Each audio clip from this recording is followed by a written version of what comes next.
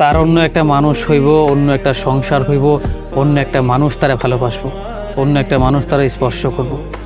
এটা ভাবলেই কেমন জানি বুকটা ফাইটা যায়, কতটা কষ্ট হয়, নিঃশ্বাস ভারী হয়ে আসে।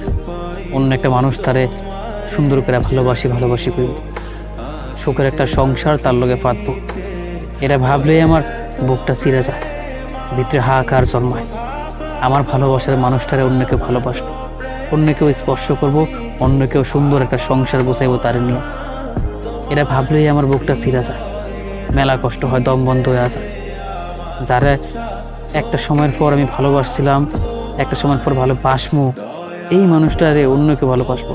যারা একসময় চাইছিলাম, একটা সময়ের পর গিয়ে সারাটা জীবনও চামু, চাইতেই থাকবো, অথচ এই মানুষটার অন্য কেউ ভালোবাসতেছে, অন্য কেউ স্পর্শ করতেছে, অন্য কেউ নিয়ে সংসার করতেছে। এটা ভাবলেই দম বন্ধ হয়ে আসে।